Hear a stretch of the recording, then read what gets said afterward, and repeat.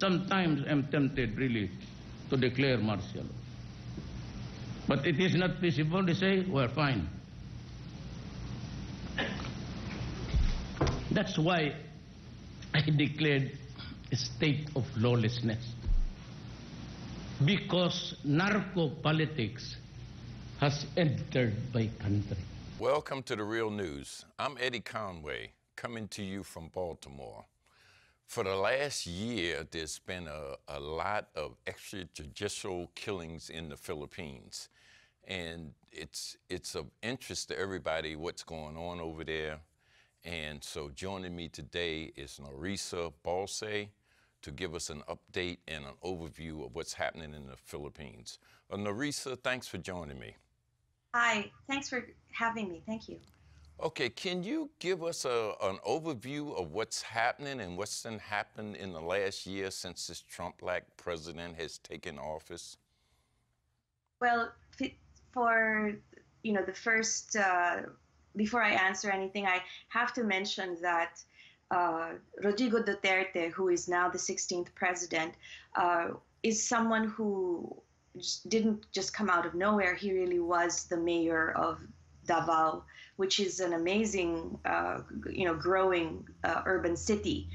And I think that there's this narrative that comes out from the Western press that he comes out of nowhere, nobody knew who he was, etc. But if you are from the Philippines, where I'm from, he's actually a politician who has very deep roots in the political machine that is the Philippine state.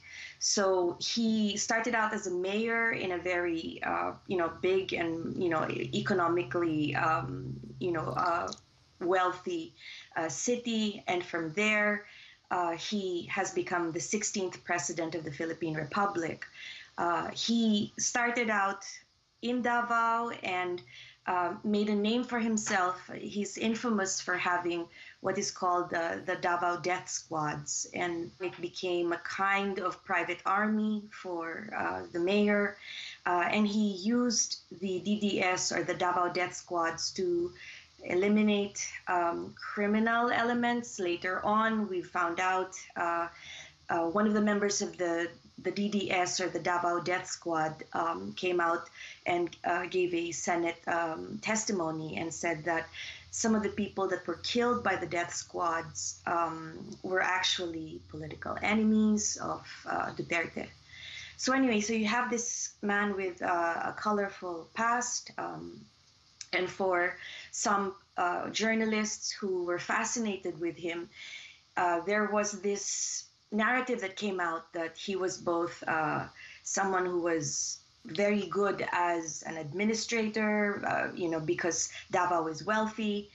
And then there's the other side of Rodrigo Duterte, which also has been picked up by the Western media. Nerissa, I understand the Western narrative, but I understand also that there's a history of the president's family being involved in that region as warlords during the 50s and 60s and et cetera, and playing a key role. In fact, I believe his father was the governor of that particular region. Can you give us a little background on this family?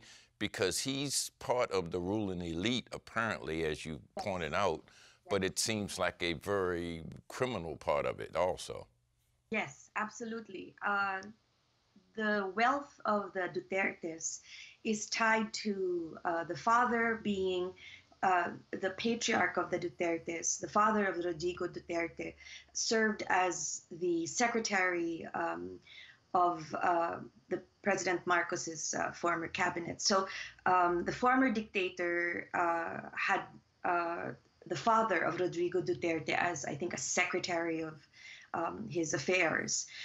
From there, the patriarch becomes governor of Davao. The wealth of the family is also tied to a family in southern Philippines who makes cheap guns called paltik.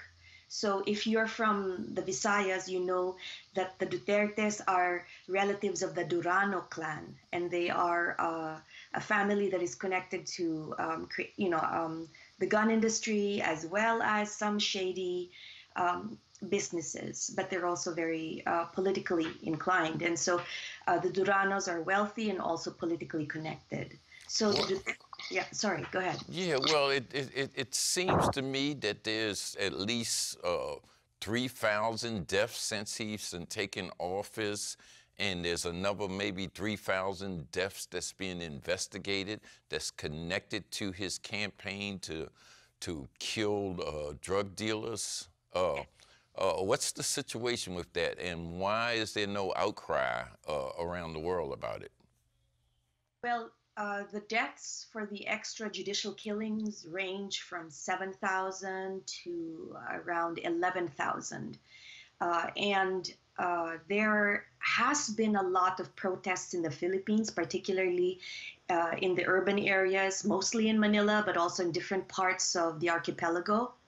So there has been protests locally, but online, if you are a person that reads the news, or if you read news blogs, you will think that Filipinos support the drug war and the killings associated with the drug war, because that's what the Duterte administration says, that the killings are necessary because we are eliminating the criminal elements, particularly those who deal with drugs and those who use drugs. And the Filipino people, at least those who are against the extrajudicial killings, don't believe this narrative. They don't believe that killing Filipinos who use drugs or might sell drugs, in the corner of their barrios, I mean, these are people that do this because of economic hardship. So there are people that are against it, and a recent response to the extrajudicial killings is an amazing new coalition of activists from different sides of the left and also the centrist, the politically centrist organizations. So the Movement Against Tyranny was just launched a few days ago, and it's an amazing new coalition that's very active against the extrajudicial killings. They're planning to have a huge march or protest on September 21. And the 21st of September is the declaration of martial law. In 1972, that's when President Marcos, or the dictator then, declared himself as president essentially for life. In 1972. Okay, well, can you tell me, because one of the things that the main media and Western press seems to harp on is that there's a lot of support from the leftist movements as well as from the right. Is that the case in the Philippines? Those movements, that the New People's Army or whatever it is that was fighting revolution, the communist movement, etc. Are these movements supporting what he's doing?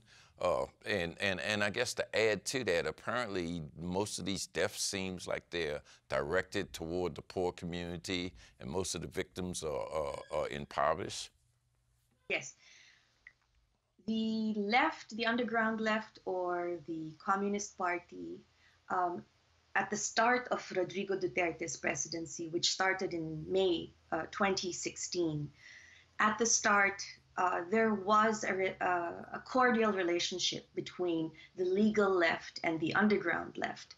And by the legal left, I mean progressives, left or socialist identified activists and politicians that wanted to support Duterte, because Duterte offered he offered peace. He said that he was open to negotiations with the underground left or the communist left.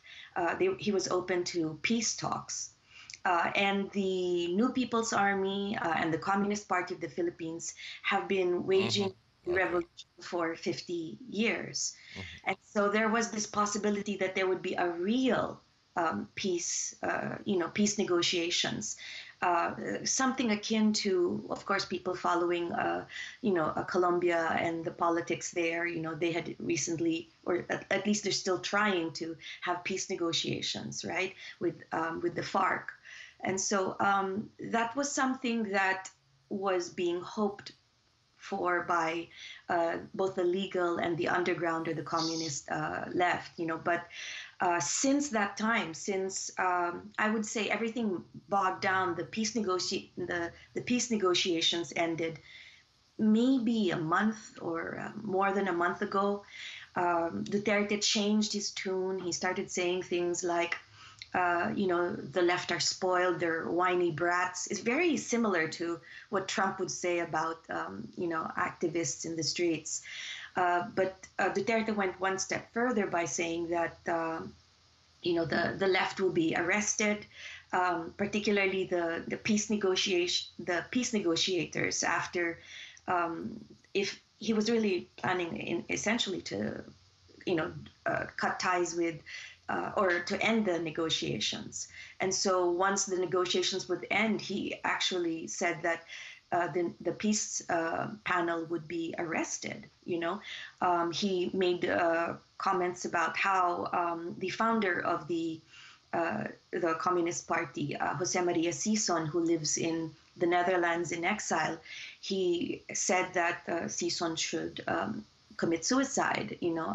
He does not represent any interests of any group, and he is someone that has been left behind, or someone who is irrelevant now to the Philippines, because Duterte is claiming that it is he who will bring the Philippines to prosperity and peace. And so these kinds of statements have made progressives, Filipinos who identify as left in various, in the various spectrum of what left means in the Philippines. Duterte has become, he is no longer anyone that is seen as progressive, or, Duterte used to claim himself as a socialist. He's not. This is a man whose policy for addressing poverty in the Philippines is murder.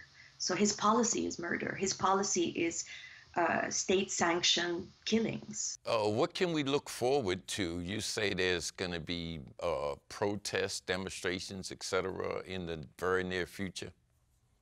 Yes, there are protests now happening. So activists are planning to continue for the protests even beyond the declaration or the anniversary of martial law on September 21. It's very promising that activists from various stripes, political persuasions, have come together, and I think that we will see a lot of protests for the next few months, and we hope that this will be the start of ousting Duterte. Okay, thank you for joining me then. Thank you. Thanks very much. And thank you for joining The Real News.